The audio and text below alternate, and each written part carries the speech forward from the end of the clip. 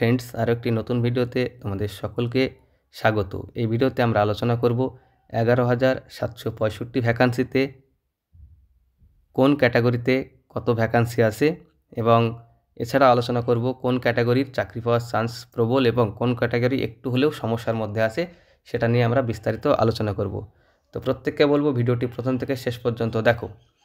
তো আমরা প্রথমে লিখেছি নন এক্সামটেড অ্যান্ড এক্সামটেড ক্যাটাগরি। আমি বলি নন এক্সামটেড এবং এক্সামটেড ক্যাটাগরি আমরা সকলেই জানি, এটা নিয়ে আমরা আলাদা করে আলোচনা করছি না।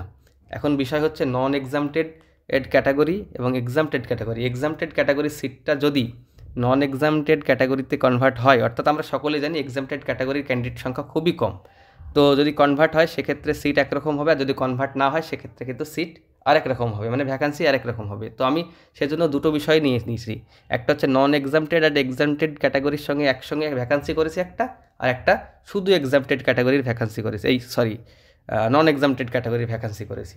তো এখন বিষয় হচ্ছে নন এক্সাম ক্যাটাগরিটা তো একদম জেনুইন সিট, এ সিটে তো অবশ্যই ওই নিয়োগ পাচ্ছে সাধারণ ক্যান্ডিডেটরা। এখন এক্সামটেড ক্যাটাগরির সিটটা কি নন এক্সামটেডে কনভার্ট হবে কি না সেটা বিষয়, অবশ্যই হবে, সেটাও সত্যি কথা, অবশ্যই হবে।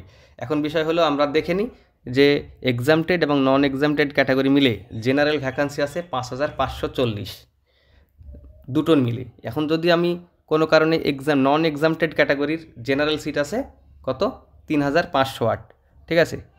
নেক্সট আমরা চলে যাই এসসি। আমরা এসসি যদি দেখি সেক্ষেত্রে এসসি হচ্ছে নন এক্সামটেড অ্যান্ড এক্সামটেড মিলে হচ্ছে 2,162। আমরা ধরে নিতে পারি 2,162 সিটে এসসিটা কন্টেস্ট করবে, তবুও কি নন এক্সামটেডটা আমরা বলিনি, নন এক্সামটেডে আছে 1,440। নেক্সট আমরা চলে যাই এসটি। এসটিতে তাই বোথ, অর্থাৎ নন এক্সামটেড অ্যান্ড এক্সামটেড মিলে 590 এবং শুধু নন এক্সামটেড যদি দেখি সেক্ষেত্রে আছে 390 সিট। দেন আমরা ওবিসি এর দিকে যদি লক্ষ্য করি সেখানে দেখা যাচ্ছে যে নন এক্সামটেড অ্যান্ড এক্সামটেড মিলে 1,020 আছে এবং শুধু নন এক্সামটেড যদি দেখি সেখানে 539 ভ্যাকান্সি কিন্তু 11,765-তে আসে।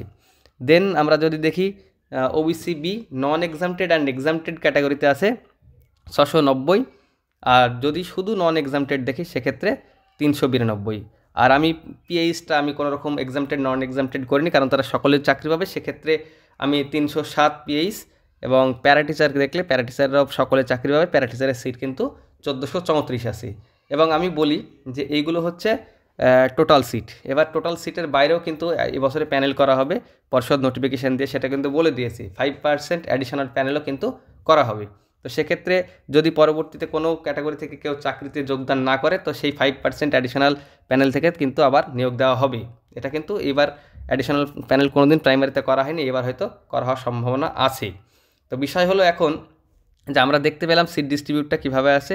তো যদি এক্সামটেড ক্যাটাগরি এর হচ্ছে সিটটা নন এক্সামটেডে কনভার্ট হয় সেক্ষেত্রে সিটটা জেনারেল সিটটা 540 মোটামুটি ভালো সিট, যদিও এর মধ্যে অন্যান্য মিডিয়াম আছে, হ্যাঁ সেটা সমস্যা না, অন্য মিডিয়ামের স্টুডেন্টও তো আছে, সেটা নিয়ে সমস্যা না। 5,540 ভ্যাকান্সি কিন্তু অনেক ভ্যাকান্সি, সেক্ষেত্রে জেনারেলদের চাকরি পাওয়ার সম্ভাবনাও কিন্তু যেটা আমি ভাবছিলাম যে হয়তো কিছু কিছু বাদ যেতে পারে, তো বাদ যাওয়ার সম্ভাবনা সেখানেও নেই, কারণ 5,540 কিন্তু জেনারেল ক্যান্ডিডেট ফ্রেশ ডিএলএড পাওয়া সত্যি কঠিন আছে। তো জেনারেল ক্যান্ডিডেটও সবাই চাকরি পাচ্ছে। আর আমি প্রত্যেকেই বলেছিলাম যে বিভিন্ন ক্যাটাগরি যেমন এসসি এসটি ওবিসি, এই যে এসসির কথা যদি আমরা হিসাব করি 2,162 কিন্তু ভ্যাকান্সি পূরণ হবে না, কারণ এসসি কিন্তু 2014-17 মিলে 2,162 কিন্তু ফ্রেশ ডিএলএড কিন্তু নেই, ফ্রেশ ডিএলএড নেই এখানে। অবশ্যই কিন্তু এসসি ভ্যাকান্সি ফাঁকা থেকে যেতে পারে। আর এসটির ক্ষেত্রেও একই কথা বলবো। ওবিসির ক্ষেত্রে একটু সমস্যা হলেও হতে পারে, সেই ক্ষেত্রে আমরা তো বলছি জেনারেল ভ্যাকান্সি যখন আমরা মোটামুটি পূরণ করছি, তো ওবিসিরও কিন্তু সবারই চাকরি পাওয়ার সম্ভাবনা আছে।